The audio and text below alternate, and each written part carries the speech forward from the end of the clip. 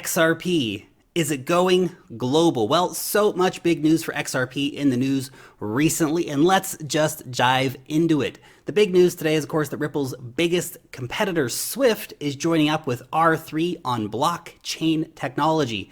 Now, of course, Swift is the dominant player when it comes to international settlements. They currently have an 11,000 member global payments network. I mean, compare that to Ripple's like 200 plus. It's a big difference there without a doubt.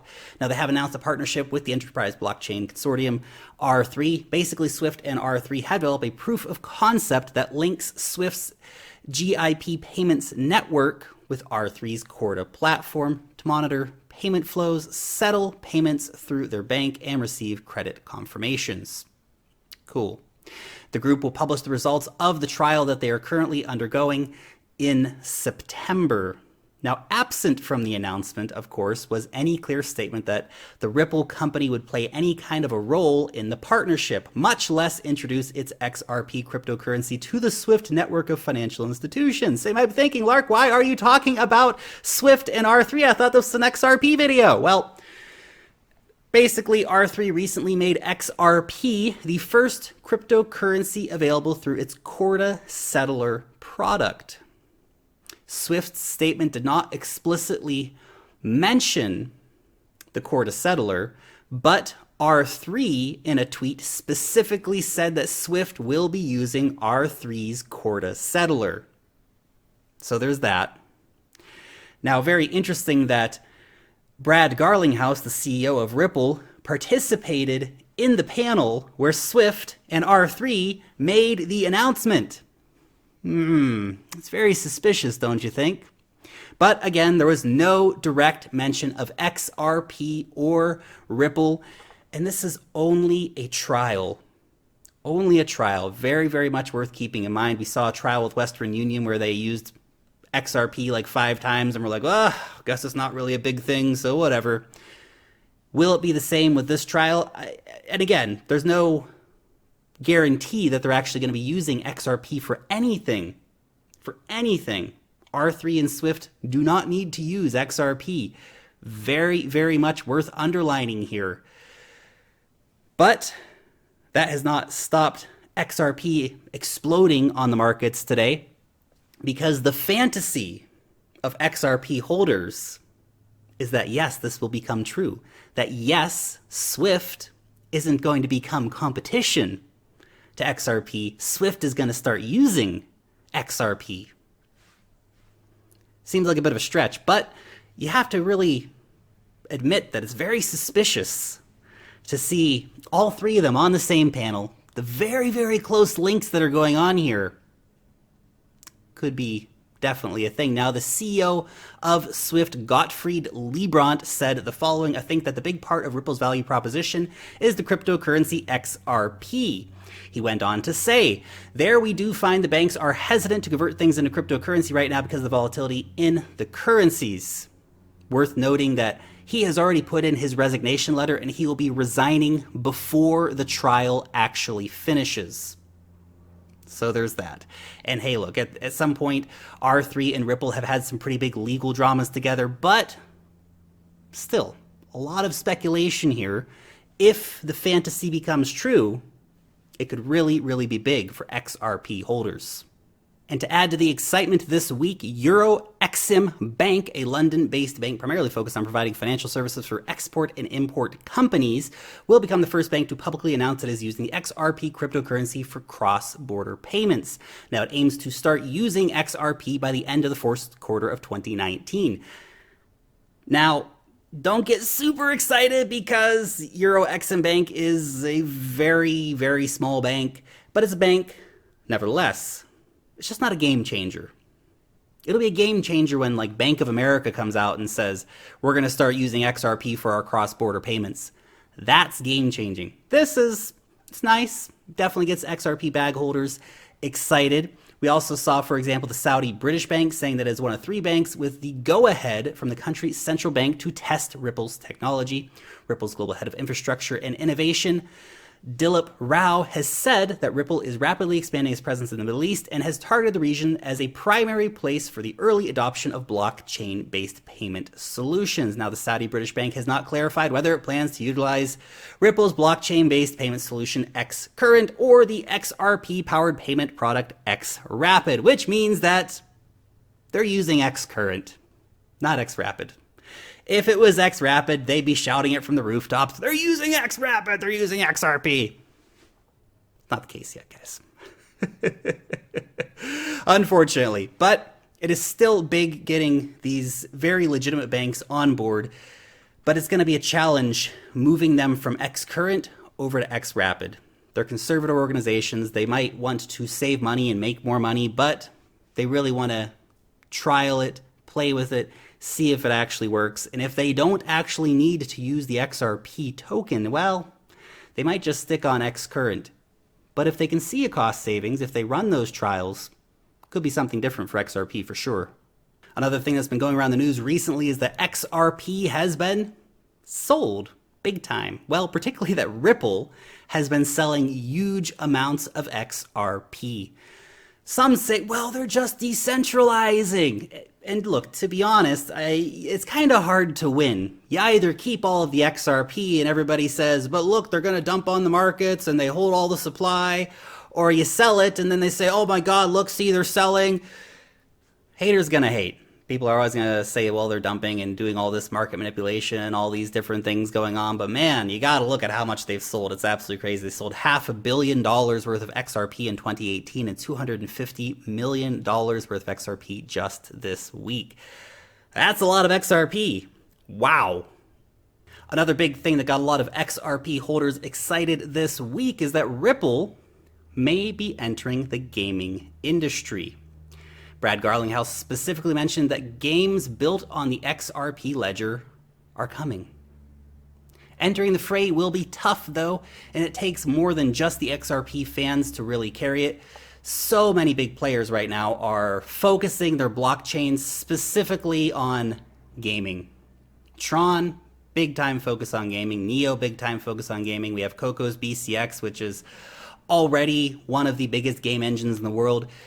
And they're focusing on bringing games and digital payments together, as well as things like non-fungible tokens, et cetera, et cetera. So, you know, XRP is going to have a bit of a challenge in getting in here. But considering that they've sold $750 million worth of XRP recently, I guess they got a war chest big enough to have an impact here if they're actually investing in those specifically, or if it's just independent developers who are building games using XRP's ledger. Now, Brad Garlinghouse did mention this at Davos. He thinks it's one of the areas where blockchain use is underhyped. He said it's incredibly interesting in terms of which underlying blockchain is most efficient. I think there's a couple being built upon the XRP ledger, and I think it's going to be a very interesting space to watch in 2019. And of course, there's still so much that is undecided with XRP. We've seen, for example, recently the social media war, basically between the XRP army and anybody who doesn't call XRP XRP, but calls it a Ripple. For example, we saw Kraken, who came out and they said, well, basically Ripple was the payment protocol whose native currency is XRP. And they're not the only ones who are confused. A lot of people are finding confusion that the company having the same name as the protocol, some claiming that buying XRP, for example, is buying Ripple company stock. This is a common misconception of people with cryptocurrencies overall. And of course, there are a lot of people who never want to hear Ripple mentioned in the same sentence as XRP. Why? Because it is very important for Ripple that XRP not be deemed a security. Thus, we see the XRP army coming out and correcting the record all the time on anybody who says the opposite. Anybody who would dare to say that Ripple and XRP are one in the same. This is kind of a new thing to the extent that we're seeing it happening in the past few months, and it is really going to be very much dependent on the court proceedings that we see going on. Basically, there has been an effort to rebrand XRP. For example, we saw that XRP didn't have its own logo. They made an XRP logo. So again, trying to make that kind of distance happening here. But the currency has so often been associated with Ripple. Many people believe that XRP is a product of Ripple Labs because they're the key developers of it. And of course, really what I think Ripple Labs wants to see, they want to see themselves in the same way that Consensus works with Ethereum. So they're a studio that, develops a lot of stuff on the Ethereum blockchain. Ripple Labs wants to be seen as the guys who do a lot of work on XRP, but when you look at where the XRP is sitting, who's got control of the XRP, who's selling the XRP on the markets, it makes a very difficult conversation. And look, I'm not going to sit here and say that XRP is or is not a security. The decision on whether XRP is a security, though, may be back in court soon. But any real resolution to this question is likely a very long way away. Now, I know what you're thinking, Lark. Who cares if XRP is a security? It's some kind of centralized scam coin anyway and all that stuff. Well, look, whether you're an XRP fan or you're an XRP hater, you should be concerned whether or not XRP ends up being a security. Because just imagine the markets. If XRP is deemed a security, what do you think is going to happen to the cryptocurrency markets? Well, it might give you a chance to get some really, really cheap Bitcoin, because I think it would tank the markets in a very, very, very big way. Not to mention all the XRP holders who would get wrecked, Ripple Labs who would get wrecked, but if you're an XRP hater, you're probably cheering for those things to happen. I don't really want to see anyone losing their money, though, even though lots of people have lost their money in the markets recently. In the end, this court case is going to take a long time to determine. And by the time it is determined, it might be one of those situations where it's sort of like, well, look what happened with other cryptocurrencies. It's kind of, it's moved so far along, whatever. It may just result in a small fine, slap on the wrist kind of thing. Or it could totally destroy XRP, totally kill liquidity, totally kill the community. Because if XRP is deemed a security, then a lot of exchanges may not be able to list it because it's a security token. And in that situation, a lot of major exchanges who do list XRP could delist it. So the question of whether or not XRP is a security is a very serious one. And the final bit of XRP news this week is that quite a bit of XRP FUD was going around, particularly regarding the market cap of XRP. Messari basically coming out and saying that XRP may have a significantly lower market cap than is advertised on all of the sites where market caps are listed due to things like restrictions around Jed McCaleb only being allowed to sell certain amounts of his XRP at any given time. Now I know what you're thinking, Lark. Who cares if XRP is number 2 or 3 on the market cap? Well, it would certainly make it a lot easier to offload XRP tokens for any XRP holders, with that kind of brand recognition being the number 2 or 3 cryptocurrency. There is a very strong narrative around XRP being in the top 5. That means it's very important for it to stay there.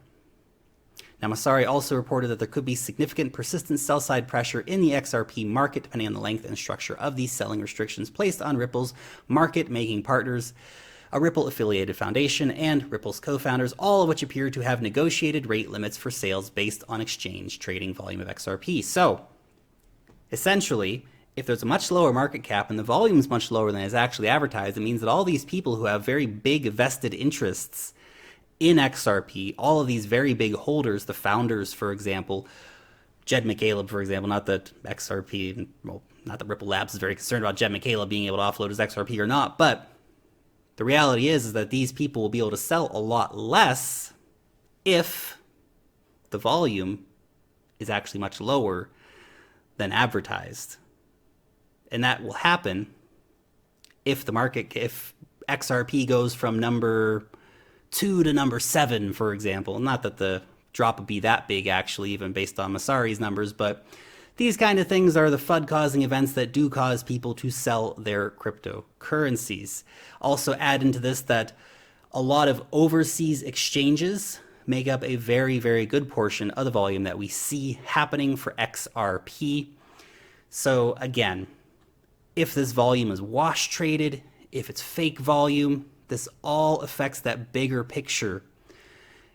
But then again, XRP probably is being wash traded. I'd be surprised if it wasn't. A lot of these exchanges are very shady. There's a lot of bad stuff going on out there.